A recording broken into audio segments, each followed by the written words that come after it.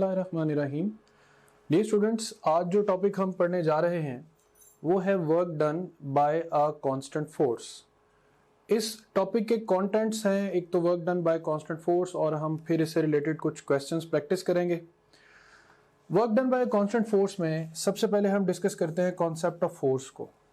Force is that agency which produces और tend to produce acceleration in a body, or you can say it tend to produce the change of a state of rest or uniform motion. Force की दो major types हैं, अ constant force and a variable force. Force में अगर magnitude यानी number और direction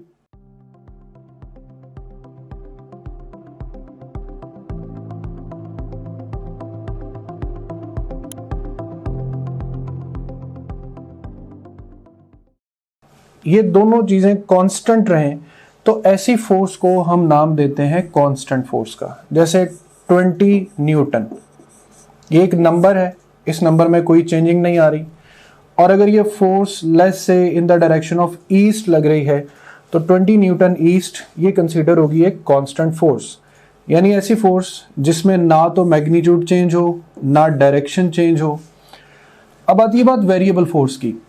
magnitude या direction में से कोई एक चीज भी चेंज होती रहे या मुसलसल नंबर वैल्यू चेंज होती रहे, ये 20 से 30 हो जाए, 30 से 40, या फोर्स डायरेक्शन को मुसलसल मुतवातर बदलती रहे, तो ऐसी फोर्स जिसमें दोनों में से कोई भी एक चीज मुसलसल चेंज हो, that force will be named as a variable force.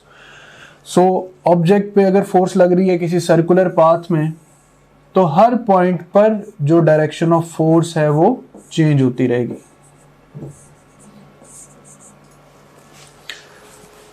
Next, work को हम कैसे डिफाइन करते हैं? Work is defined as the product of magnitude of displacement and the component of force in the direction of displacement. जैसे ये एक diagram आप देख रहे हैं, इस डायग्राम को फर्दर यहाँ पर इलस्ट्रेट की जाए तो एक ऑब्जेक्ट पर आप फोर्स एक्सर्ट करके उसे फॉरवर्ड डायरेक्शन में पुल कर रहे हैं, इस डायरेक्शन में ये डिस्प्लेस होगा, यहाँ पर एंगल बन रहा है थीटा, तो work will be defined as the component of force in the direction of displacement, और it can also be stated as the component of displacement in the direction of force, or you can say F cos theta, or you can write D cos theta. तो work can simply be written as F D cos of theta. अब यहाँ से एक बात clear है कि work बहुत ज़्यादा डिपेंड करता है cos थीटा फैक्टर पे। cos की कुछ वैल्यूज़ यहाँ पे मैं मेंशन कर रहा हूँ, जैसे cos 0 degrees will lead to answer 1, cos 90 degree will be equal to 0, and cos 180 degree will be equal to -1. It means कि work can be positive, work can be 0 and work can be negative. तीन values हमें एक ही type के confirmation दे रही हैं कि cos 0 यानी parallel condition में जो वर्क है वो मैक्सिमम होगा, परपेंडिकुलर कंडीशन में वर्क 0 होगा, और एंटी पैरेलल कंडीशन में वर्क जो है वो नेगेटिव होगा। इसको फर्दर देखते हैं कि डिपेंडेंस ऑफ वर्क अब तीन चीज़ों पे आ रही है, फोर्स पे, डिस्प्लेसमेंट पे और एंगल पे। अगर आप फोर्स लगा रहे हैं और बॉडी डिस्प्लेस नहीं हो रही, जैसे ये केस है, तो फोर्स लगाने के बावजूद अगर किसी चीज़ में डिस्प्लेसमेंट नहीं है तो भी वर्क 0। अगर आप फोर्स लगा रहे हैं और डिस्प्लेसमेंट भी हो रही है लेकिन कुछ इस तरीके से कि angle between force and displacement 90 है तो भी वर्क 0 होगा। इसी तरह वर्क एक स्केलर क्वांटिटी, फोर्स और डिस्प्लेसमेंट ये दोनों वेक्टर क्वांटिटीज हैं, लेकिन डॉट प्रोडक्ट की वजह से जो वर्क हमें हासिल हो रहा है that is a scalar quantity. तो यहां तक कुछ चीजें समराइज कि work product of force and displacement पर डिपेंड करता है, further it depends upon cos theta, force, displacement and angle between the force and displacement, and it is a scalar quantity. Next हम डिस्कस करते हैं units of work को. Work का basic unit है Newton metre, जिसको हम joules भी पढ़ते हैं और जिसे वॉट सेकंड भी पढ़ा जाता है. अब कुछ यूनिट कन्वर्जन हैं. 1 जाउल 10⁻7 अर्ज, 1 जाउल 6.25 10⁻18 इलेक्ट्रॉन वोल्ट. ये हम इलेक्ट्रिकल वर्क में इक्वेशंस यूज कर सकते हैं. 1 electron volt is equal to 1.6 10⁻19 joules. इसी तरह 1 किलोवाट आवर ये इलेक्ट्रिकल कंजम्पशन का यूनिट है. It is equal to 3.6 mega joules. And 1 calorie it is the unit of food energy, and sometime it is also known as the heat energy. तो 1 calorie is equal to 4.18 joules. Dimensions की बात करें तो ml2t-2, how the dimensions are formed. W is equal to fd. Force की dimensions होती हैं ml_t-2 और displacement की डायमेंशंस L. तो total dimensions will become ml2t-2. एक और बात के वर्क की डायमेंशंस, एनर्जी की डायमेंशंस और टॉर्क की डायमेंशंस, ये सब डायमेंशंस जो है वो इक्वल होती हैं. अब यहाँ पर कुछ स्पेशल केसेस वो ये कि वर्क किस सेंस में पॉजिटिव, किस सेंस में नेगेटिव और किस सेंस में जीरो होगा. जैसे यहां पर आप एक ऑब्जेक्ट देख रहे हैं कि फोर्स और डिस्प्लेसमेंट अप्लाई हो रही है इस ऑब्जेक्ट को अपवर्ड लिफ्ट करने के लिए. तो इस ऑब्जेक्ट को जब आप अपवर्ड लिफ्ट कर रहे हैं तो फोर्स और डिस्प्लेसमेंट दोनों की डायरेक्शन सेम है. Theta is equal to 0 degree. अब यहां पर अगर हम वर्क कैलकुलेट करें तो W is equal to F D, क्योंकि cos 0 will be equal to 1. इसी ऑब्जेक्ट को लिफ्ट करके जब आप चलना शुरू कर देंगे लाइक दिस सिचुएशन, तो मुसलसल फोर्स और डिस्प्लेसमेंट के दरमियान एंगल 90 डिग्री होगा. अब इस केस में work is equal to F D cos 90 which is equal to 0. So work done in this case is equal to 0. So अगर आप किसी चीज को लिफ्ट करते हैं, उसे लिफ्ट करके खड़े रहें तो भी वर्क 0. आप उसे लिफ्ट करके लेकर चल रहे हैं तो भी वर्क 0, क्योंकि एंगल 90 डिग्री बनेगा. अब अगर आप उस ऑब्जेक्ट को जिसे आपने उठा रखा है नीचे की तरफ रखना चाह रहे हैं तो फोर्स स्टिल अपवर्ड है, क्योंकि आपने उस ऑब्जेक्ट को उठा रखा है और आप उसे डिस्प्लेस कर रहे हैं डाउनवर्ड. दो एंटी पैरेलल लाइंस बन रही हैं, इनके लिए work will be written as -fd. So when the force and displacement are parallel, work done is maximum or positive. When the angle between force and displacement is 90, work done is 0. And when the force and displacement are anti-parallel, work done is negative. अब अगर हम इस सारी situation को मिलाकर देखें कि हमने एक ऑब्जेक्ट को उठाया, लेकर चले और फिर रख दिया, हमने टोटल वर्क कितना किया. उसको उठाया तो पॉजिटिव वर्क, लेकर चले तो 0 वर्क, रख दिया तो नेगेटिव वर्क. जो टोटल वर्क डन इन सब सिचुएशंस का हमारे सामने आ रहा है दैट इज इक्वल टू 0. अब ये बड़ी हैरानकुन बात है कि हमने अपनी एनर्जी भी कंज्यूम की है मगर फिर भी हमारा जो टोटल वर्क है वो 0 हो रहा है. द रीजन इज फिजिक्स में हम वर्क उस चीज को कंसीडर करते हैं जिसे करने के बाद हमारे पास कोई अमाउंट ऑफ एनर्जी जो है वो हासिल हो.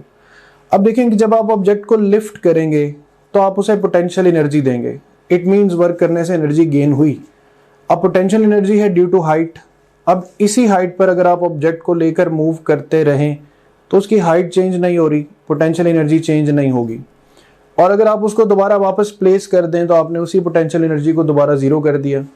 सो आपने एक ऑब्जेक्ट को एनर्जी दी, कोई चेंज नहीं हुआ एनर्जी में और फिर एनर्जी को 0 कर दिया. That's why the total work done in this case will be equal to 0.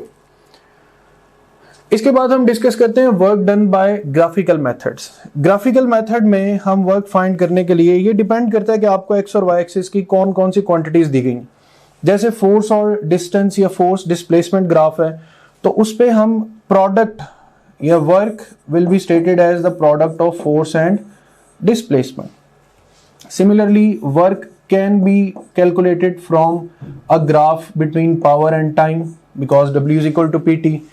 Similarly, work can be calculated from a thermodynamic graph between pressure and volume like P del ही आप अपनी topgrade.pk की browser app में login होंगे, आपको ये हमारा home page नजर आएगा। इसमें ये पहला जो सेक्शन है ये आपके सब्जेक्ट से रिलेटेड मटेरियल का है। सेकंड सेक्शन जो एक्स्ट्रा सपोर्ट और गाइडेंस आपको रिक्वायर्ड है ये उसके हवाले से है। थर्ड जो सेक्शन है ये डिफरेंट की स्टैटिस्टिक्स एंड टॉपग्रेड की, जो कि आपका हमारे पे कॉन्फिडेंस इंक्रीज करेंगे। एंड लास्ट ऑफ ऑल ये एग्जीक्यूटिव समरी है आपकी ओवरऑल प्रिपरेशन की प्रोग्रेस के हवाले से। सो सबसे पहले सेक्शन को हम एक्सप्लोर करते हैं।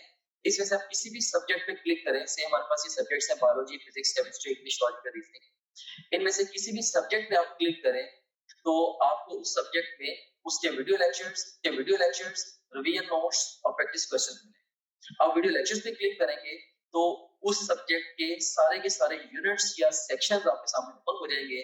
आप किसी भी सेक्शन को चूज करेंगे, उस सेक्शन के सारे टॉपिक्स ओपन हो जाएंगे। इनमें से जिस मर्जी टॉपिक को आप चूज करें, आप उसके वीडियो लेक्चर्स को यहाँ से वॉच वीडियो बटन क्लिक करके देख सकते हैं, right, like this over here. मान रही सो ये वीडियो लेक्चर आपके सामने ये आ गया। अगेन टू न्यूरल पाथवे, इसमें भी एक हमारे पास, अगर आप जाते हैं फास्ट रिवीजन नोट्स पे, सो जिन स्लाइड्स को यूज करके हमने वीडियो लेक्चर्स रिकॉर्ड किए हैं, अब उन्हीं स्लाइड्स को आप यहाँ से रिवाइज कर सकते हैं। देख सकते हैं आपने फास्ट रिवीजन नोट्स पे क्लिक किया, इसमें सारे के सारे सेक्शन फिर ओपन हो गए। तो यहाँ पे एक बात मैं आपको बताना चाहता हूँ कि जो भी सेक्शन इंपॉर्टेंट है एग्जाम के पॉइंट ऑफ व्यू से, हमने उनके साथ इंपॉर्टेंट का टैग भी लगाया हुआ है, keeping in view the previous exam friends. Anyways, तो यहाँ पे आप किसी भी सेक्शन को चूज करें। सी सेल स्ट्रक्चर एंड कॉन्सेप्ट को मैं चूज करता हूँ, इसके सारे टॉपिक्स ओपन हो गए। इनमें से किसी भी टॉपिक को आप पिक करेंगे तो आप उसकी वो स्लाइड्स देख सकते हैं जिनसे उस टॉपिक का वीडियो लेक्चर रिकॉर्ड हुआ है। तो काफी सारा टाइम है आपका वो सेव होगा, आपको लेक्चर नोट करने की जरूरत नहीं है, आपको बने बनाए नोट्स मिल रहे हैं for the fast revision, rather super fast revision of the lectures. उसके बाद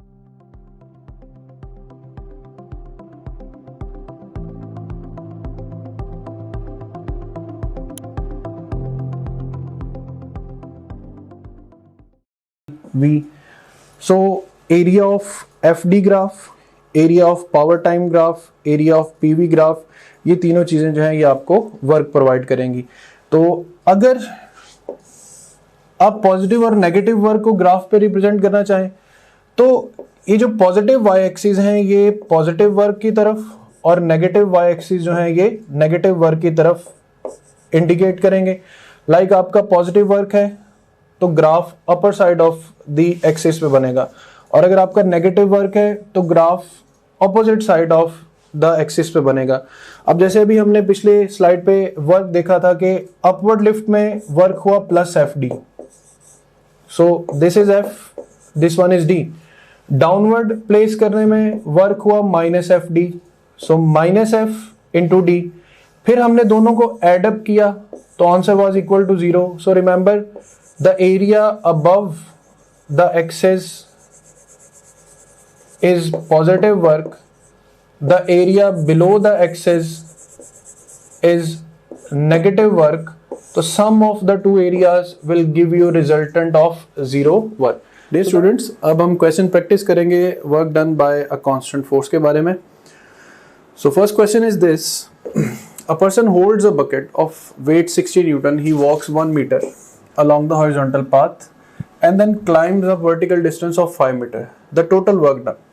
अब देखिए, when he is holding the weight 60 Newton is downward and he is walking angle 90 degree. So when he is walking, no work will be done.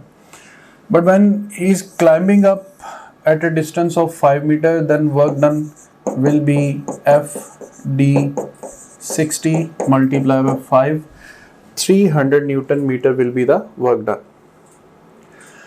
If a force of 3I plus 2J plus 4K Newton gives a particle displacement of 2I minus 3J plus 5K meter, work done is the dot product of force and displacement. तो dot product of force and displacement में हम यहाँ पर जब इनको dot product से multiply करेंगे तो we will get the answer 20 joules. Work done in holding a mass of 50 kg at a height of 2 meter. In holding the mass, there is no displacement, so work done will be 0. Total work done in moving a body up and down through same height in the gravitational field. Work done in gravitational field in a closed path is equal to 0. So alpha is the right option. Which of the following is non-conservative? Friction, air resistance, tension. All the three forces are non-conservative forces. A gas expands from 5 liter to 205 liter at a constant pressure of 50 Newton per meter square. Work done in this case here in the thermodynamic process is P del V. So by applying this formula we will get the answers Charlie 10,000 joules. During swinging of a simple pendulum, work done by gravitational force is 0. Work done by the tension of force is always 0. The mechanical energy of Bob does not remain constant in the absence of air, and the mechanical energy remains constant in the presence of air. The work done by the tension throughout the motion always remains 0 because the force of tension and the displacement always makes an angle of 90 degrees. What is the work done in this graph? You have to calculate the area 1 over 2 force into displacement. So you will calculate it as first rectangle है तो 5 multiply by 4, फिर उसके बाद triangle है तो 1 over 2 5 into 2. So on calculating the formula we will get 25 joules. A force F is applied over a particle which displaces it from its origin to a point 2i minus j meters. The work done, again the work done is the dot product of force and displacement. So by applying the concept of dot product you can calculate the answer as plus 7 joules. A body of mass 5 kg is placed at the origin and can move only the x-axis. A force of 10 Newton is acting on it in that direction, making an angle of 60 degree with the x-axis and displaces it along x-axis by 4 meters. Here it is the situation कि एक object सिर्फ x axis के along move कर सकता है और एक force उस पर एग्जर्ट हो रही है जो 60 डिग्री एंगल पर लग रही है और जो उसे सिर्फ एक्स एक्सिस में मूव करेगी. तो by applying F D cos theta you can calculate the work as 20 joules. A horizontal force of 5 Newton is required, a velocity of 2 meter per second for a block of mass 10 kg, mass sliding over a rough surface. The work done by this force in 1 minute. As force work is equal to force into displacement, then displacement can be written as velocity into time. So by multiplying the three factors, we will get 600 joules as the right answer. A box of mass 1 kg is pulled on a horizontal plane of length 1 meter by a force of 8 Newton. Then it is raised vertically to a height of 2 meter. The net work done. Horizontal displacement पे 8 joules, vertical displacement पे 28 joules. तो यहाँ पर 28 joules is the right answer. मतलब 20 plus 8 equals to 28 joules.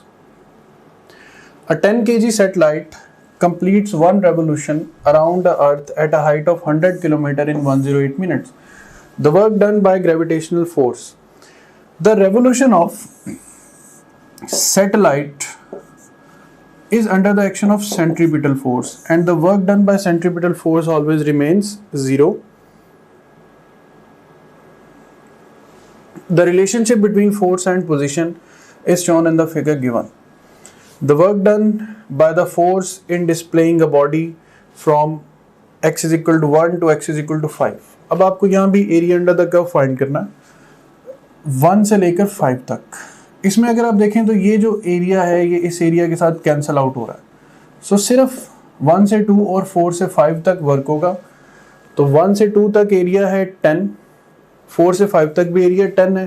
तो 10 plus 10 20 अर्ज will be the right answer. So that's all about work done by a constant force. Thank you.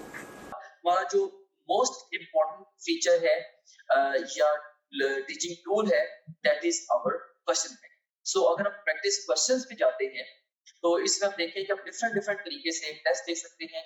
सो आप जैसे मर्जी माइंड में डिफाइन कर लें कि आपने किसी एक टॉपिक का टेस्ट देना है, या एक चैप्टर का, एक यूनिट का, क्वार्टर सिलेबस का, हाफ सिलेबस का, फुल सिलेबस का, जो मर्जी सिलेबस आप डिफाइन कर लें, उस डिफाइंड सिलेबस में से 20 तरीकों से आप टेस्ट दे सकते हैं। कैसे? जैसे जो भी सिलेबस आपके माइंड में डिफाइंड है, आप चाहें तो उस सिलेबस के हमारे पास जो अवेलेबल ऑल क्वेश्चन उनका टेस्ट दे सकते हैं, या जो आपने टॉपलेट.टीके पे आप प्रैक्टिस करते रहे हैं, तो आप चाहते हैं कि आपने दोबारा may be second third time आप टेस्ट दे रहे हैं, आप चाहते हैं कि मेरे पास सिर्फ और सिर्फ उस सिलेबस के अनसीन क्वेश्चन का टेस्ट आए, आप वो भी दे सकते हैं। इसके अलावा इनकरेक्ट क्वेश्चन के टेस्ट देते हुए जो सवाल आपके गलत हुए थे, आप उन गलत सवालों का टेस्ट अलग से क्रिएट कर सकते हैं। जैसे अगर आपने फिजिक्स के 20 टेस्ट दिए हैं, उनमें से आपका कोई मे बी आपके कोई 30 क्वेश्चन रॉन्ग हुए थे, उन 30 रॉन्ग क्वेश्चन का इकट्ठा टेस्ट भी आप क्रिएट कर सकते हैं। और इसी तरीके से जो जिन क्वेश्चन को आपने टेस्ट के दौरान बुकमार्क किया है, तो उनका टेस्ट कॉल कर सकते हैं। जो टेस्ट आपने अटेम्प्ट किए थे क्वेश्चन, उनका टेस्ट कॉल कर सकते हैं, अनअटेम्प्टेड का, और इवन यानी कि टेस्ट देते हुए आपने जिनको अटेम्प्ट किया था और टेस्ट देते हुए जिनको आपने अटेम्प्ट नहीं किया था, ये अनसीन से डिफरेंट है। अनसीन का तो मतलब ये है कि वो टेस्ट में कभी आए ही नहीं आपके। इसके अलावा आप देख सकते हैं कि इवन पास्ट क्वेश्चन का बहुत बड़ा पूल यहाँ पे मौजूद है। अगर हम गौर करें, देखेंगे ई कैट के, नम्स के, NMD CAT, AKU, MD CAT Punjab के और ईटा केपीके के, ये इवन जो पीएमसी के जो सैंपल पेपर्स हैं, उनके टॉपिक वाइज पास्ट क्वेश्चन देखिए यहाँ पे मौजूद है ओवरऑल। अब किसी भी टैब पे क्लिक करें, सारे के सारे एक्चुअल पास्ट क्वेश्चन है वो आ जाएंगे। ऑफ कोर्स ये सारे के सारा बड़ा इंपॉर्टेंट टूल है, क्योंकि पूरे पाकिस्तान से बड़े मेन एग्जामिनर्स ने, बड़े सीनियर एग्जामिनर्स ने ये डेवलप किया होगा। एनीवेज, इसमें से किसी भी आप टॉपिक को चूज करें, से मैं यहाँ पे सारे टैग्स को चूज कर लेता हूँ, तो हमारे पास ये सारे के सारे टॉपिक्स आ गए। इनमें से किसी एक टॉपिक को मैं चूज करूँ, या एक सेक्शन को, या मैं मल्टीपल सेक्शन को चूज करूँ, तो मैं उसका टेस्ट दे सकता हूँ। से मैंने 2 सेक्शन चूज किए, इसमें से सेम है कार्बोहाइड्रेट्स और प्रोटीन्स, इनका टेस्ट देना चाहता हूँ, या ओवरऑल मैं सारे सेक्शन का टेस्ट देना चाहता हूँ, वो मैं दे सकता हूँ। या मैं डिफाइन करूंगा, मे बी जी मैंने 50 एमसीक्यू का टेस्ट देना है, तो ये 50 एमसीक्यू का टेस्ट आपके सामने ये क्रिएट हो गया। सो ये आपके सामने आ गई है जी टेस्ट की स्क्रीन, जिसमें आप देख सकते हैं कि ये ईटा केमिकल का पास्ट क्वेश्चन है, ये स्टेटमेंट है, ये ऑप्शंस है। इसमें ओवरऑल ये देखिए कि इसमें अगर आपने पिक किया तो आपका ये करेक्ट आंसर भी सामने आ गया। अगर आप इसकी एक्सप्लेनेशन देखनी है तो वो भी आप देख सकते हैं। इसके अलावा ये क्वेश्चन वेरीफाइड है बाय आवर टीम, इसको अगर आप चाहें बुकमार्क कर सकते हैं। इस क्वेश्चन से रिलेटेड डिफरेंट स्टैट्स यहाँ पे आ रहे हैं वगैरह वगैरह। यहाँ से आप नेक्स्ट क्वेश्चन पे जा सकते हैं, जरूरत पड़े तो आप यहाँ से प्रीवियस क्वेश्चन पे जा सकते हैं, और फिर अल्टीमेटली जब आप चाहें आप टेस्ट को फिनिश करके इवन रिजल्ट को भी व्यू कर सकते हैं। ऑलराइट, सो इस तरह से ये टेस्ट आपने इसको रिजल्ट को व्यू कर लिया। एनीवेज, इसके बाद अब हम चलते हैं दोबारा अपने होम पेज की तरफ। सो आप किसी भी जितने भी आपका सब्जेक्ट्स हैं, बायोलॉजी, फिजिक्स, केमिस्ट्री, इंग्लिश और लॉजिकल रीजनिंग, इन सब सब्जेक्ट्स के आप वीडियो लेक्चर्स, वीडियो नोट्स और अनलिमिटेड एमसीक्यू प्रैक्टिस यहां से कर सकते हैं। जितने भी आप प्रीवियस टेस्ट जो भी टेस्ट आपने दिए होंगे, अगर आप प्रीवियस टेस्ट पे क्लिक करेंगे वो सारे टेस्ट आपके यहाँ पे आ रहे होंगे। इसके अलावा जो आपकी जो ओवरऑल प्रोग्रेस है उसकी जो डिटेल है वो सारी की सारी यहाँ पे आ रही है। डिफरेंट सब्जेक्ट में आप कैसे जा रहे हैं, डिफरेंट सब्जेक्ट्स में, डिफरेंट चैप्टर्स में और डिफरेंट टॉपिक्स में आप कैसे जा रहे हैं, वो सारी की सारी डिटेल यहाँ पे आ रही है। इसके अलावा फुल लेंथ पेपर्स हैं जो कि जस्ट लाइक रियल एग्जाम है। यहाँ से किसी भी फुल लेंथ पेपर को किसी भी टाइम पे लॉन्च कर सकते हैं, अपनी तरीके शुरू पे या इवन मिड सेशन में जाके नियर द एग्जाम आप इन एफएलपीस को जब चाहे आप अटेम्प्ट कर सकते हैं। उसके बाद फिर सपोर्ट मटेरियल है, इसमें इनको वीडियो रिव्यूज हैं, डिफरेंट स्टूडेंट्स हैं जिन्होंने टॉप ग्रेड से पढ़ा, वो आपको गाइड कर रहे हैं। हमारे सिस्टम के हवाले से भी, ओवरऑल तैयारी के हवाले से भी आप उन बच्चों से गाइडेंस ले सकते हैं। इसके अलावा हमारे ये टेस्टिमोनियल्स हैं जो पूरे पाकिस्तान में हजारों स्टूडेंट्स हमसे पढ़ रहे हैं, वो हमारे बारे में क्या कहते हैं उसकी डिटेल यहाँ पे आप देख सकते हैं। इसके अलावा सिलेबस यहाँ पे गिवन है, अगर आप कंटेंट देखना चाह रहे हैं हमारे कोर्स का, वो सारे के सारे यहाँ पे ओवरऑल जो विजिबल है।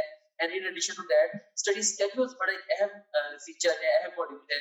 इसमें 90 डेज, 60 डेज, 30 डेज और इवन 50 डेज का एनएमटी कैट का स्केड्यूल मौजूद है।